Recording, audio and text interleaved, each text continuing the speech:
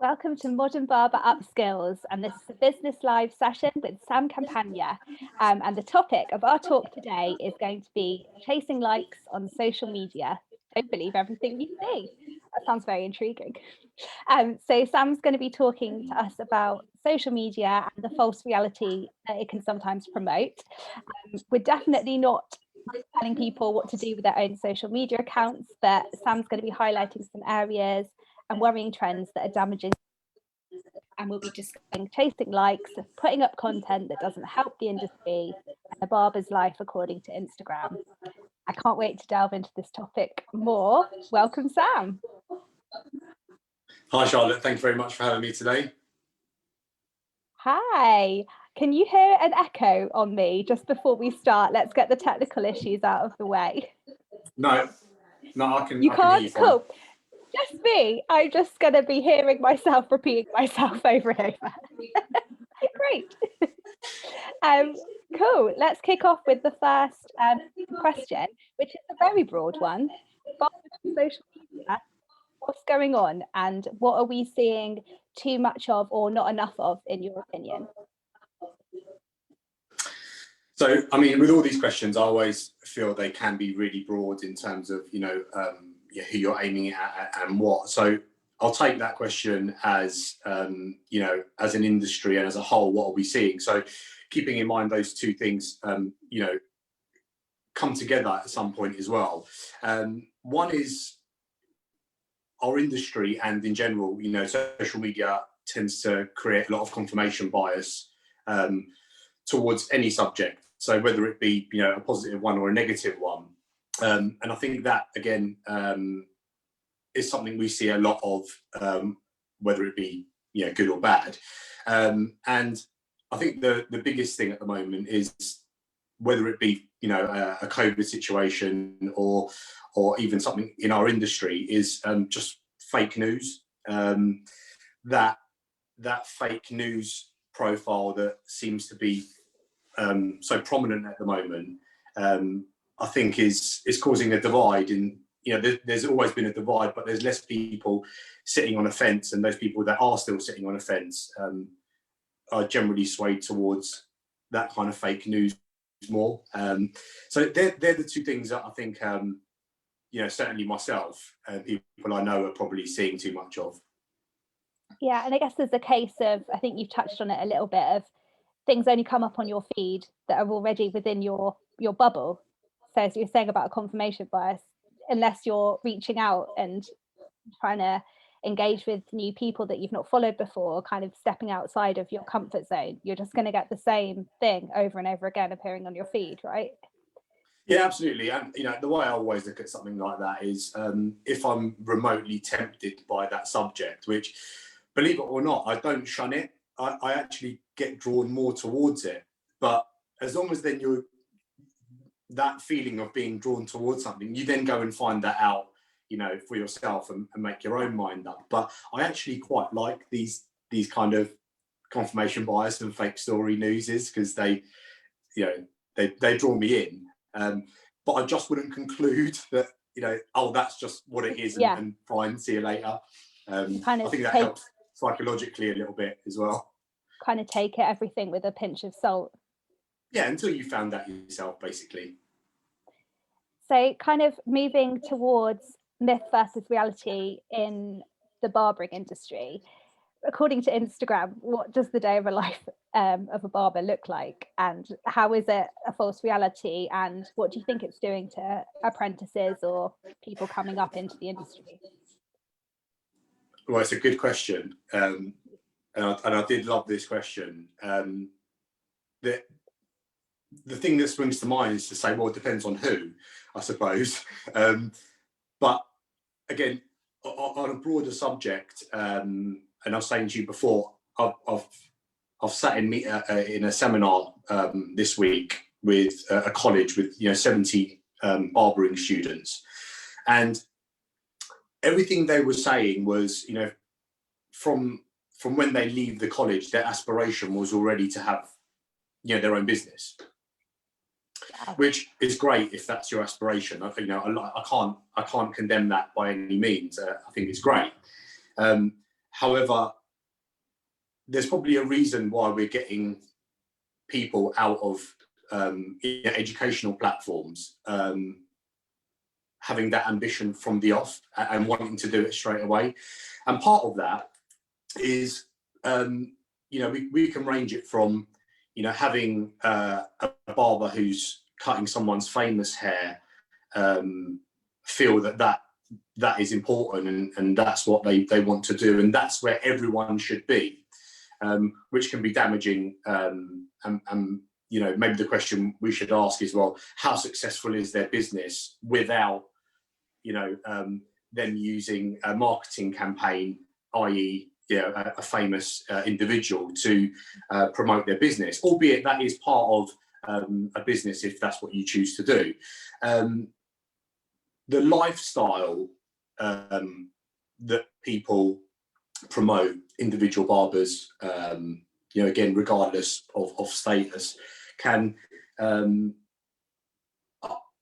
almost leave us asking more questions to those people that are coming through the industry, and questions more like, well, how do I get there? Or how do I, where do I buy those clothes from? Because that guy looks really cool. Or, a great example of this is, in 2010, when I opened my business, I'd say there was a correlation between barbers and tattoos, but it wasn't as prominent as it is now. And we find ourselves, again, as a generalization, floating towards what we see as and what we deem is the right way to look, on a social platform. Let's not forget, regardless of any laments on this, when we post something on social media, it is a form of, someone appraising that. And whether it be, the clothes you're wearing or, stuff like that, arguably there's some sort of approval a lot of the time, once we put it up. Then you get the other side of that, which, you can just post what you like and stuff like that. However, that social media account, as it's shown by all kinds of studies and courses out there to, marketing on your social media, that's not what's going to drag the attention that probably you're looking for if those things are important to you.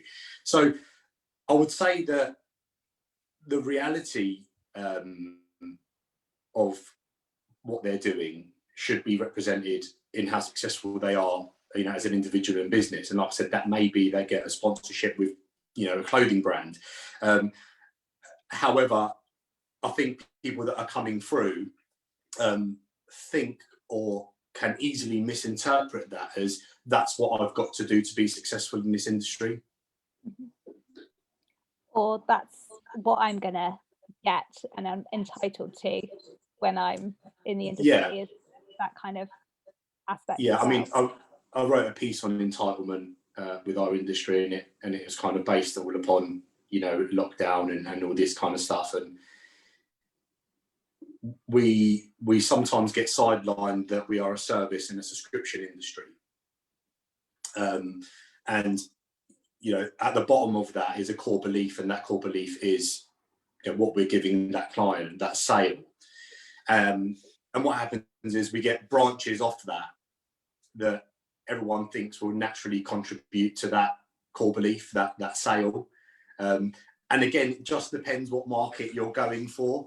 There's no point teaching, arguably there is, but in some case, if you're trying to get a barbershop that works on a 15-minute schedule to, operate on a 45-minute schedule, they're probably not going to be interested. And likewise, if someone's interested in, just their clients coming through the door, but has no real interest in social media, is he right or wrong? Not really. It just, that's where he wants to go with his business. Cool. And in your opinion, what are the most damaging things that you see regularly on social media, and how are they impacting the barbering industry? I'm in my 22nd year in September. I've been doing it 22 years in September. And there's a current and there's a long-term things that have damaged our industry. I'd say current is, I'll touch on defiance as a general. And what I mean by defiance is, again, going back to the entitlement of, our job. We sometimes deem what we do so important and so valuable that actually the information we're given from, reliable sources tends to be shunned. It's like, you've got to have an opposite to that professional advice. And all it takes is, nowadays on social media, A, for something to go viral, B, for someone to be followed and respected enough for that defiance to become confirmation bias and fake news. So it kind of goes back to that thing, which again, I think is damaging to that. And I also seen it with, PPE over time. There's been cases where, people not wearing PPE is genuine, and they've got the medical conditions that allow them to be exempt from that, which is absolutely fine. I'm not here to judge what they're doing. However, then there's the defiance of people that are solely going out of their way and even doing Facebook lives, with no masks, no nothing on. Again, I'd love to sit here and go, it's up to you. But arguably, I'd love to put my foot down and say, yeah, but it's not. It's not up to you. And again, I'm sure there'll be some people there who will want to quote numbers at me, and how many people are affected by this pandemic, which I know we don't want to go into too much. But again, there's a bigger picture to that should be looked into. Salary expectations is one of them. I think how it's damaging and what impact it's having is, again, talking to a forum of students. A lot of them didn't say, oh, I want to go and open up my own shop because I want to create this brand and I want to build it, and I've got these big plans. It was basically monetary based. And I tend to ask myself, well, where does that come from? Going back to, the past, it was, and sometimes a generational thing. It was, you went and you got a job. It was a reliable source of income. You worked through the ranks and you built up knowledge. One day it'd be maybe your own shop. One day you go and open up your own. But all that information there is valuable and still is valuable, in my opinion. So what leads to that is these guys are basically, again, being told by confirmation bias, by some private educational identities, that if you come and do this course, and I know this grates on a lot of people, but if you come and do this course, we'll teach you and you'll be relevant in that subject. But they don't break that down. It jumps straight to, we'll teach you, and a barber can earn upwards of this money. And the reason that's confirmation bias is because you're taking a small slice of what your potential pay could be, and using that as its baseline. Mm-hmm. And we don't have to look very far right now on social media, and the people, and I admire them for this, that get on social media and go, I've had to close one of my shops because I made a mistake. Mm-hmm. I couldn't operate it in the way I could, and I've been affected by this. Really leaves nothing but admiration that they can come and do that. So that's also part of that, of that spectrum is, yes, you could earn this, but there's many, many reasons what leads for, to you to get there. And likewise, the other way around. So if I just went, oh, look, shops are closing, there'll be people there who will listen and go, oh my God, my shops are closing. So we get led into that avenue of then, using that one particular part to create this whole argument. So I think that there has to be that, you know, again, whether it be individual or whether it be something done on a platform, we need to focus on the broader idea of, you know, how do we get these people to understand their journey in the industry, rather than, you know, at the end of the day, Charlotte, I could say to one of my staff members, oh, you know, do you want to be a millionaire? And he'll go, well, yeah. And I go, okay, cool. All you have to do is open up 10 shops and take £100,000 from each. Cool. I mean, the easiest thing to do in our industry is get a premises, put a chair in there, and a mirror and your equipment. That's the easiest thing to do. I've always said it. It's the easiest thing to do. We can boast about having 30, 40 shops, but actually that's the easiest thing to do. I haven't got 30, 40 shops, by the way, but, you know, people who do have that kind of size. So again, you know, what I tend to do in my business is cut that confirmation bias out. Yes, you know, provide the help them with their expectations, but it's about telling them that journey. And I feel that if people that were learning, let's say from an educational point of view, college stance, if some of that was brought in, not all of it, at the end of the day, you know, you go and work, and part of learning about business, as you know, Wes, for example, me and Wes Jones, all of a sudden found ourselves having a lot in common, but maybe we wouldn't have thought about it, you know, to each other. Oh, you know, the background you came from is the same background I came from, because you're only looking at that person now. So, you know, it's about giving them some of those tools, you know, to understand the ins and outs of that industry. A business course is then completely separate to that. Mm-hmm. You know, that's just a separate course altogether. It's so interesting that you've got that insight into the people coming up in the industry. I really want to get access to this. Maybe our next live can be you and 5 or so students. That'd be very cool. So kind of changing topics slightly, when it comes to social media and working with brands, what do you need to be aware of? Do you think the industry has kind of gone too far with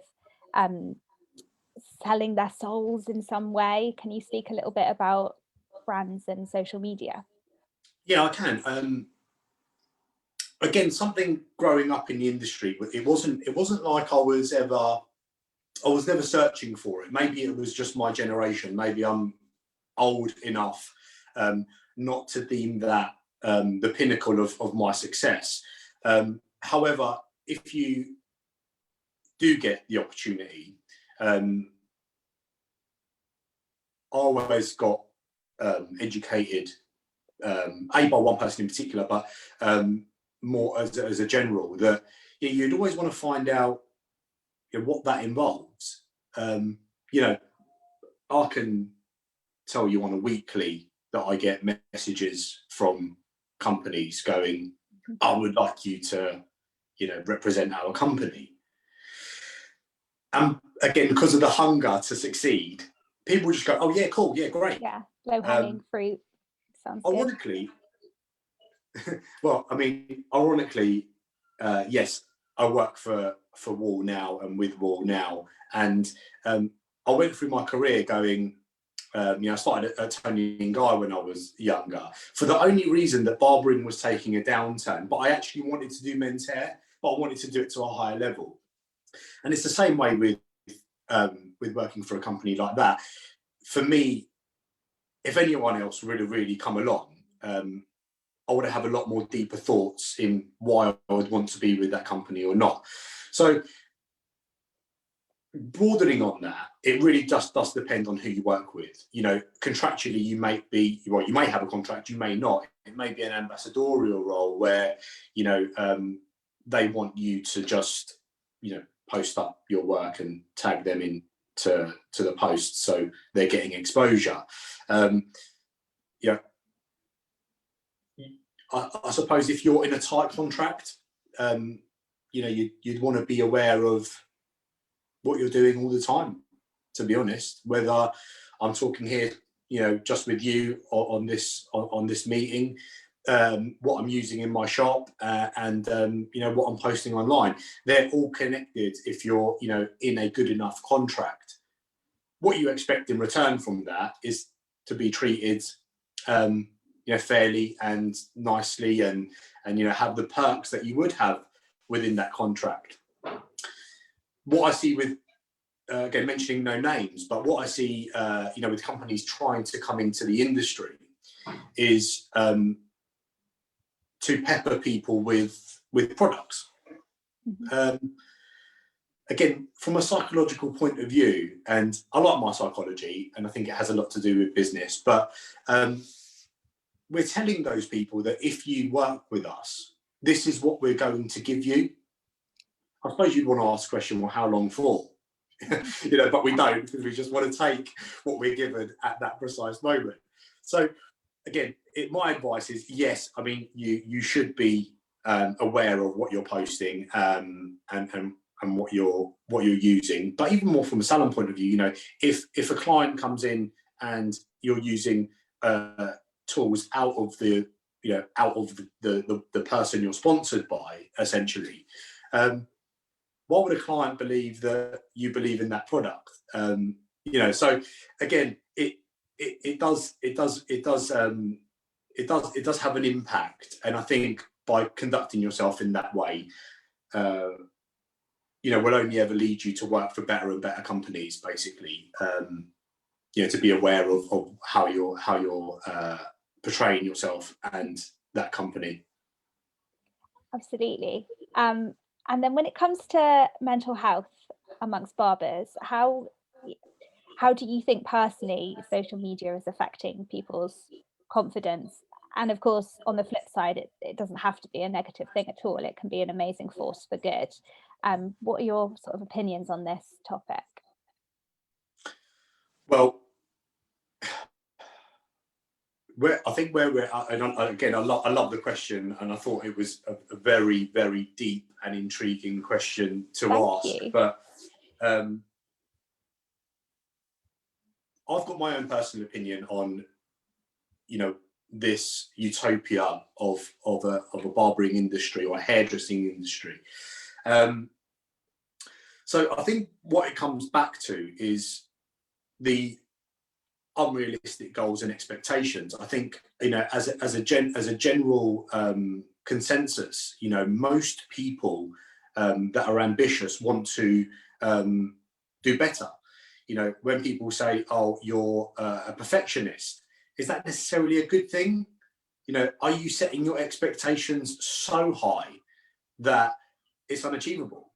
And ultimately, what I think is a positive from that is to always look, at how can I be, the best barber for me and my clients, not for social media, not for being on stages. If stages is your thing, again, use that same energy to get up on stage and stuff like that. So I think that to sit here in current times and ask ourselves the questions of like, how is that person so good? Or, I want to be in that position and do those things.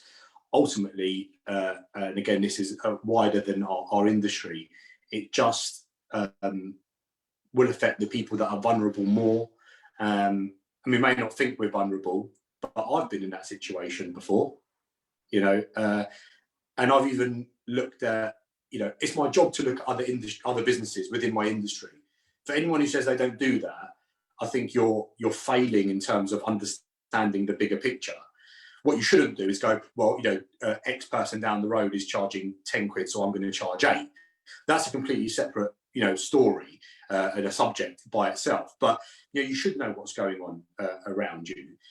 But I've been in a situation where I thought, on social media, I thought, God, blimey, these people are doing amazing things. Yeah, I was lucky enough in most cases to be close enough to some of these businesses to actually know firsthand if they were successful or not. And at that point, again, maybe that goes back to finding out a little bit more about that particular subject than, you know, first thought, you know, from a page on an Instagram account and how many followers and likes they've got. Is actually really understand, you know, what is that, you know, what is their success? Well, in my view, that led to the conclusion that their success was being successful on Instagram, you know, and successful getting likes. They weren't successful when I would pop my head through the door. Two very, very separate things. And the latter question, you know, can it, in what ways can it be forced to be good? I simply put here, you can't. And I know that sounds like I'm closing the door on it, but I don't think there's any way that, you know, or one singular thing that you can do that can force it for the good. I think that, you know, understanding yourself and, you know, really understanding what your goals and ambitions and, you know, your own progression is. Again, keeping in mind that we want to always be aware of what's going on, you know, will help you succeed. And ultimately, you know, put up on social media what you like. And I think that's what matters. We see, I could sit here and go, we see 2,000 people a week. You're lucky if we post as a business once a week, twice a week. And I know you've got a latter question on that. So again, and I think it comes down to, you know, if that's your bag, that's your bag. If you want to be successful, you know, on Instagram, and like there's people who get, you know, have paid accounts in terms of, you know, YouTube, you know, if that's your business, great. You know, you've been successful at it.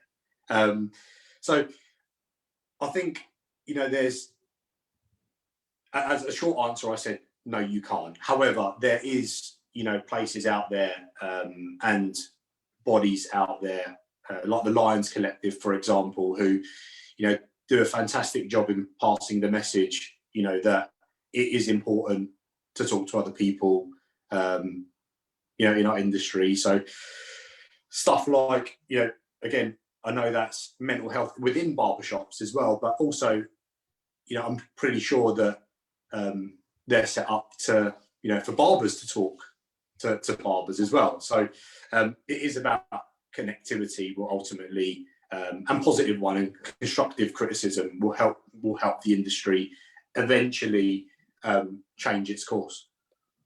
Brill. And I know we've kind of touched on this question a little bit and what you were saying before, but what do you think is the most important thing for a barber's social media account? Is it attracting new clients and keeping clients, existing clients? Yeah, we have touched on that, but again, it's a little bit broader, and I'll take a leaf out of, you know, my journey with you know, barbers that I've brought through our system, and sometimes you get people saying, you know, they'll be working in a barbershop, and the question may be, oh, you know, I really enjoy doing X type of haircut, but I'm only getting Y type of haircuts in. Okay, so a great way to use, you know, your social platform, to keep yourself, you know, busy, is to post the work that you enjoy doing. Yeah. What happened with this particular person was I'll give you a little bit more background, sorry. Basically, you know, our salon is, everyone's different. I let everyone be individual. I want them to be themselves because they will just attract a broader range of clientele. So this guy was much more kind of rockabilly, you know, Dickies, fitted into the whole, you know, stereotypical avenue of what that is. So, you know, very, very kind of old school, but he was working in actually quite a modern salon, you know, with us. And I was like, just post, you know, if you want to do pomps and, you know, this and that, just post it, you know. And what you find is eventually, I'm not saying that you're going to post it and then, you know, tomorrow these people are going to come flooding through your door. But eventually that guy started getting more and more known for it. whether it be, from our clients, but that social media side of it helped him represent who he was from, his creative side. This is what I want to create, So I think from that point of view, it attracted the clients. Do I think, attracting clients is important? Well, my business partner has never really completely grasped social media in its entirety, and neither have I really. But all I've ever seen is that I'm using a free platform to promote my business, and I'm putting up, how I want my company to be represented, and that's being picked up by people who are seeking that, or find some familiarity or solace with how I'm conducting myself and my business. So yeah, eventually it will bring clients in. A lad once sat in our chair early Facebook days when we had the shop, and I was on it straight away when it came out. And my business partner finished cutting this guy's hair and said, we're roughly the same age, and he went, that guy came in and said, I asked him how he came into the shop, and he said, oh well, I saw it on my friend's Facebook because my friend liked it. And he went, did we pay for that? And I went, no, that's how social media works. Really it should be about connecting people to more avenues, and just by the algorithm that is set, that person saw that person had been there and exposed our business. And he went, so it was free? And I went, oh yeah. And he was totally gobsmacked by it. So yeah, I mean, again, touching on what I was saying before, I think if your goals and ambition are to have more than just a successful salon, and your social media presence and is more important than the people coming in to your business. Mm-hmm. And again, I'm not saying that as a negative. I'm saying it as, if potentially you could make more money from just doing YouTube videos, why not? That's fine. But you probably couldn't concentrate on both, or at least you'd have to divide the businesses and have other people run certain aspects of certain businesses. So for me, certainly it's about bringing potential clients into the shop. Brilliant. And I want to ask a little bit about your personal relationship to social media. How do you keep balance? Do you find it an issue to keep work and private life separate? Do you limit the hours that you spend on there a day? Do you control the social media for your business? Tell me more. Yeah. I mean, I do. I would say I'm a bit of a nosy Parker. Yeah. I mean, I rarely comment again on what I was saying before on people's extreme views of something, because we tend to behave like we know these people and we don't. So if I was having a healthy debate or conversation with someone, that person who knows me would really understand my values and what that means and what I'm trying to say. So the way I keep that balance is, occasionally I'll write a little blog post, but it's really collective data and never really my opinion, on how people are behaving and how people are feeling. Apart from that, I don't really have a private account. Apart from these kind of lockdowns, I've never really posted pictures of my kids or my dog, or what watch I'm wearing today, which is a Fitbit, by the way, if anyone wanted to know. Thank you to our sponsors, Fitbit. But again, people are interested in that, in that thing, and sometimes deem that is the success that they want to have. Again, fine by me. I just use it solely for business. I've said it before. I've said it, if I didn't need it for my business, I would have disconnected from social media a long time ago. And I find myself on my phone sometimes for hours flicking through, posts and debates and feeds. But again, I do it because I feel that I need both sides of the argument to achieve middle ground. And where when I get that middle ground, I feel that I've achieved a balance in, you know, my work life and my home life and stuff like that. So I sometimes want to limit hours, but of course we're all at home more so now than ever, and potentially our phone and computers being our best friends at some point. So what I've done in between that is, you know, taking the lead off some other barber friends that are out there, and started running and doing stuff like that. So when I do that, I just turn off all notifications, all posts, completely disconnect, and stuff like that. You know, I put time aside for my family and kids, because like some of us out there, I have to homeschool till at least 1:30 every day, which is fun. So again, that in those times, you know, I find myself disconnected. But I wouldn't say that I've made a conscious decision to limit time on there, because I feel like I'm always working, and in not a negative way. I feel like, you know, I always want to know what's going on in our industry, whether I voice that concern or not. Cool. Thank you. That's a really lovely place to end our chat on. And thank you so much for your measured approach to everything. Like, it's really, honestly, so remarkable. I know we joked earlier about Switzerland, but it's more than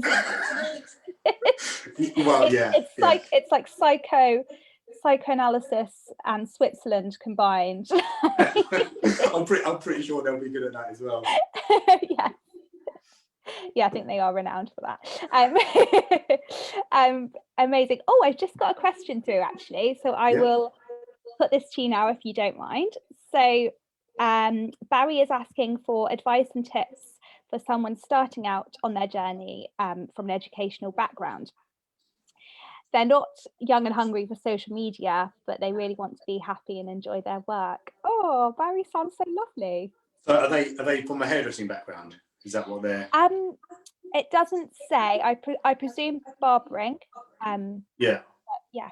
Well, again, you know, I have this sometimes with my team, and you know, I think I understand the question. And what I would always say is that, you know, our industry is receptive no matter what. Okay, so if this person is a hairdresser or a barber, you know, what we do is visual, you know, and you would just even want to do it for yourself, whether you care about, you know, getting clients in or whatever. I've always told, you know, people that I'm teaching, just take photos. You know, social media is a good place to store it, of course, but just take photos, see your journey, you know, look back, you know, at what you've done in 2010 and compare it now to, you know, 2021. You know, sometimes, you know, nostalgia is a good way to you know, commend yourself as well. Yeah, show you how far you've come.